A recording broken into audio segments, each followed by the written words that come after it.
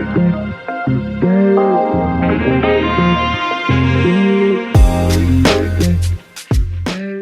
get to the finals, you play well in the finals, and you win the finals. There's no second place type of stuff. So, um, I guess I can kind of start what I think scenarios are in my head of what they should do. I've always been part of the Tatum, Brown, Smart, trio. One of them has to go. Uh, but if you want to look at it from a perspective of, let's just say you want to bring some of them back or bring them all back. I think Boston's biggest need is they need a true point guard, like a true guard who every guard now could score. So, I mean, this just comes with it. But a guard who is focused on getting the stars set up. Because even you could say in the first 3 games against Miami, a lot of those crunch time, especially the first 2 games, like a lot of those crunch time type of moments, they really need a guard to like bring it up the court and look off Brown and look off Tatum and like, look, we're not doing hero ball this possession. We're going to get into a set. We're going to get into a play. You're going to get a good shot. Tatum, I'm more than likely going to try to set you up into a mid-range or getting towards the basket because I still believe Tatum is best when he's going towards the basket and shooting mid-range. I hate when he does the through the legs, step back, 3. Like, that's such an easy shot. And when he's hitting it, he's the best player in the world or the best player on the team. But when he's not hitting it, he's, an average star. And I think they need a point guard who truly embraces being a point guard who's going to set up.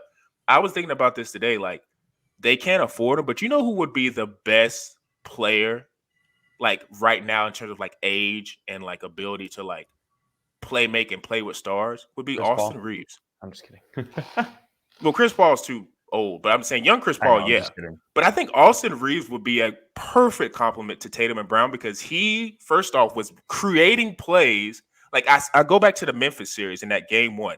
He's looking off Braun. He's on the court with AD. He's doing 2-man game with Rui Hachimura and scoring, playmaking, setting up. I remember he had that crazy behind-the-back pass that he threw to Hachimura, and Hachimura drained the 3. Like, I think he – and the Lakers have been talking about, like, because I've seen a couple of clips on, like, because Lakers are dominating coverage still, but it's just like I've seen a bunch of clips from saying, like, they want him to be the lead guard next year, like, to be the point, which you've seen it throughout the season. LeBron James, it's kind of like how Kyrie, but now Kyrie just got busy and he was more of a 2 guard. So LeBron was just throwing the ball and he would just, go dribble and try to get an and 1.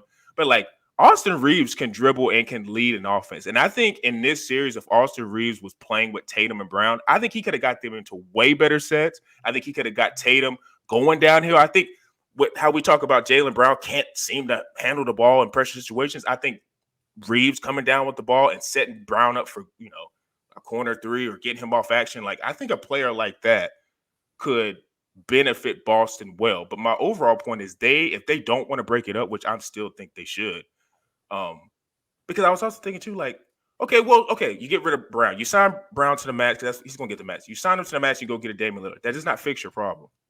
Damian Lillard's a shorter version of one of those guys you just traded away, Brown. So now you're going to tell me a 6'1", 6'2" aging point guard, which I know Dame plays point, but he's not. Dame is not Chris Paul. Never been true. So it's like, who's going to set up the offense? And Dame's clutch. He's not going to be scared at the moment, but it's like, who's going to set up the offense for them?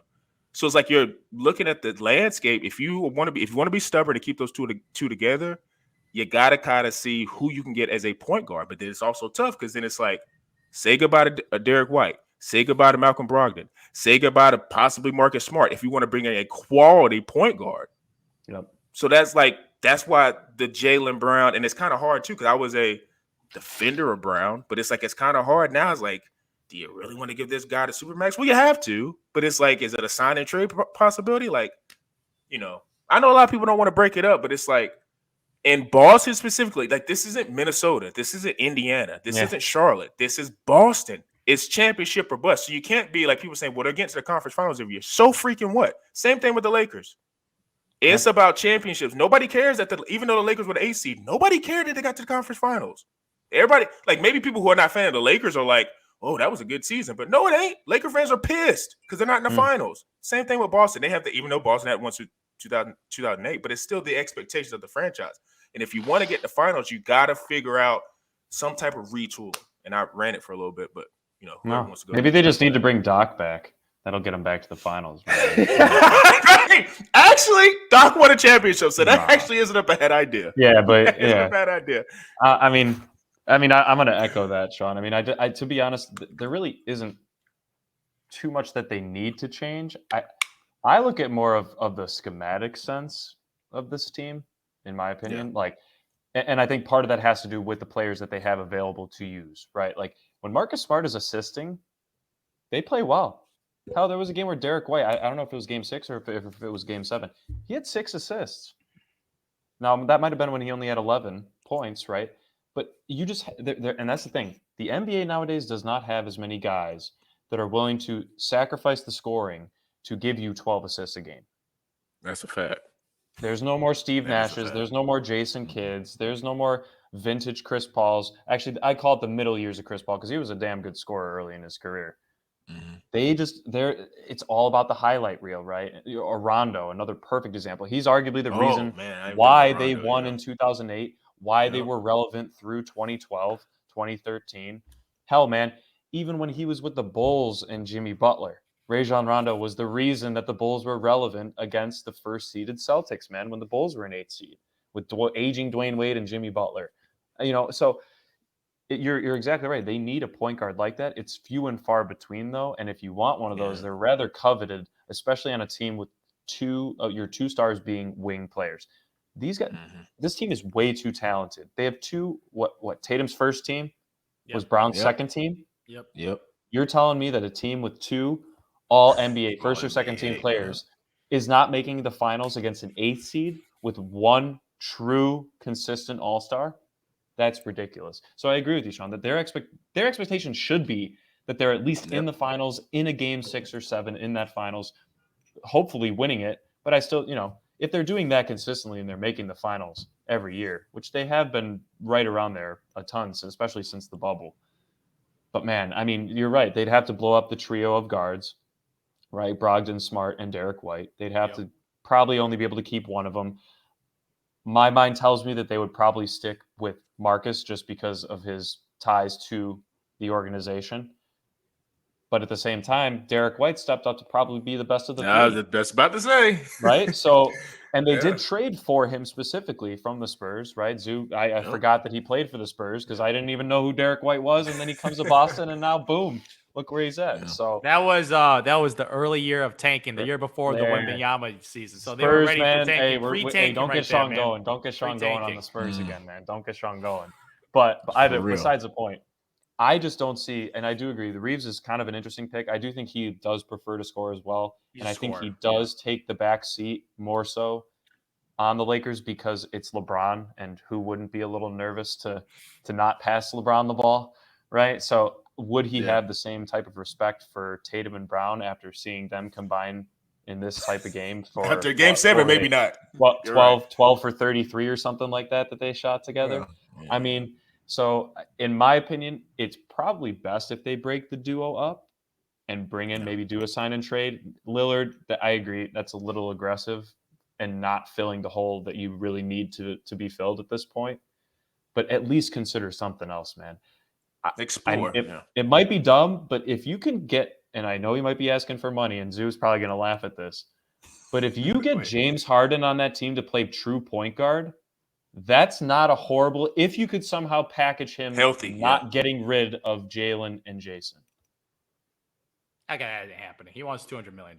Exactly, and they can't pay it. Yeah, he's not going to sacrifice. But does he have that leverage? Does he have that leverage at this point? Oh, he's gonna get something, but if it ain't the full max, he's gonna get close to the max. Stupid to do it, but Houston's got the money to spend, though. Yeah. But but that's what I'm saying. I was just looking through a list of potential true point guards that are down to assist, and we have seen Harden become a bit more of a true point guard the past 2 years or so. That's kind of a guy that you might need as long as he's willing to not jack up threes, because that's the last thing this team needs. But he is a damn good passer and can play a really good true point guard role if that's what the team needs. So I don't know. Totally agree. The true point guard role, they have been looking for this player for a long, long time. There's a lot of point forwards out there. Yeah, they don't have them. They have true wing guys, bona fide scorers. That's what they like to do. And they're two-way players, two-way wings in like the most complimentary sense. But For me, man, the true point guard, man, there's not many of those in the league anymore. And a lot of them are really, really old. Like the one I think would perfectly with this team, like this dude has been overpaid pretty much his entire career. Like overpaid a lot. Like this guy has made too much money for a guy that's made one All-Star team, Mike. But a guy like Mike Conley. Mike Conley, this dude is poised. He hits open threes. Even though his assist numbers are not crazy high, he's the definition of a true point. He gets the guys the ball to the right spots on offense, man. He's never too quick. And in the playoffs, he shows up in the playoffs, man. He got a mean floater game. His three-point shot is the complementary of great wing players, man. Like Mike Conley, like this guy's up there in age. But if you get a year or two out of Mike Conley, if you're trying to win now, Mike Conley is a guy that you got to like have a little look to, man. Because Mike Conley, I think a guy like that fits perfectly with the dynamic wings of Tatum and Brown and having guys settle down the team. Because Mike Conley has a lot of playoff experience, man. And the way he can maintain an offense, man, like the assist numbers don't go crazy, man. But someone like that would fit perfectly. And like on the younger side, like a Tyus Jones, but with the John Morant situation, he ain't getting traded anytime soon. Yeah. So that guy's probably going to be close to untouchable with Ja acting a fool off the court. So a guy like Mike Conley, man, maybe you could do like a trade for him, man. Maybe like a Malcolm Brogdon and something else. Because Malcolm Brogdon right now is the sixth-man scoring guy. Give me a true point guard in there, like a Conley, man, and try to win now with that. Because I feel like complementary skill set. That's a complementary skill set that he's not the most talented player, but he fits what they need. So someone like that is the guy I'll be looking for if I'm the Boston Celtics instead of completely blowing it up. Would you trade Marcus Smart? Would you package Marcus Smart for something that's like that? tough. That's tough. I would like multiple handlers. I would try to trade one of my bench guys. And you know me and picks, man. Fuck them picks, man. If I'm trying to win the championship, man. Boston Celtics win 50 plus games every year, man. I'm good with trading my draft picks. So Marcus Smart though might become a little less relevant if this whole flopping rule thing comes into effect, because he does that a lot. So much, man. That Bam spin move last night. Like his body is beat up partly because he's flopping a lot. And I'm not saying he's the only one that flops because everybody flops, but he does it a lot to where he's hitting the ground a lot. Like some guys just flop and don't hit the ground. He's always on the ground. So I think he might become a little bit less effective. And I just always had brought up just him out of that trio. They needed to break that up. And part of the reason why I threw Smart in there, because you don't want to break up Tatum and Brown.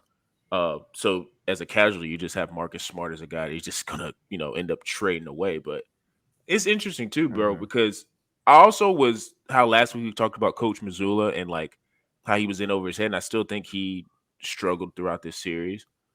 But I mean, this is their third head coach. So it's like this is why the rumors of like should they break up is kind of like gaining steam, because it's like you had Brad Stevens, who everybody was like, okay, this is one of the next great young head coaches. Then he's like, I can't deal with these guys. Let me go be in the freaking front office. Then you had Ime Udoka, which was his situation is his situation, but I mean, just full disclosure, I don't know if I'm Boston, looking at how this series played out, even though we were one away from being back in the NBA Finals. I don't know if I would have been really fighting not to fire Udoka. Like I know people 100%. Cheat and do stuff, but like seeing how like I think they were very arrogant on like, dude, we went to the finals last year. We have Tatum and Brown. Mazzulla will get the job done. And you saw talent didn't overachieve the team and the head coach and their exposure. So it's like losing Udoka like was a huge thing. So now you have Mazzulla, and he fought back and got it back to a game 7. But it's like, man. So you're telling me, okay, let's get rid of Mazzulla. Well, who are you going to go get? And this is now their fourth head coach. Like, I ain't trying to hear that. Like, at some point, the two main guys need to be held accountable. That's why there's this tension of, okay, if we may go to new head coach route, that's something we may consider. But at the same time, it's like I was saying last part, bro, y'all went to game 7 with Bron in 2018, and now we're back at the same point. Like, I know it's, and I think my mindset on this would be entirely different if this was Minnesota. But this is Boston, bro. Like, Boston fans don't look at this crap as like, yeah, we're cool with just having guys that's going to get there. Because I said it last part too, like, dude, Giannis was hurt. This was the year to get to the finals and win. Mm-hmm. So now you're telling me, oh, we're just going to run it back, and now you got to go through Giannis. You got, all these up like.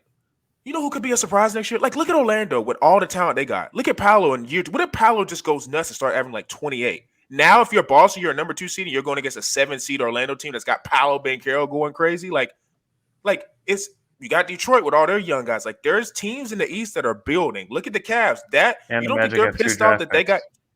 Yeah, like that's another thing. They got a lot of draft capital. They could trade for another star. Like, you looking at the Cavs, they're pissed off that they got punked by the Knicks. Like, you don't think Donovan Mitchell's going to come back for blood? Like, it's just a lot of stuff where with Boston, like, I know everybody likes to play the age thing with Tatum and Brown, like they're young guys, but bro, you get old in this league quick. And if you don't win a championship, a lot of this stuff gets quick. Like we could maybe be 2 years from like, oh shoot, remember Tatum and Brown? Like they were like always going to the conference finals. Now they're losing in the semis. Now they're losing in the first round to an upstart Cavs team or an upstart Orlando team. Like that could happen quick. That's why I think it's a lot of urgency of if you're gonna, because they're gonna have to pay Jaylen Brown. Like you got to be creative and at least just explore what you want to do. Like you can't just be stubborn, be like, no, we're just bringing them back. No, because if you do that, you could be disappointed.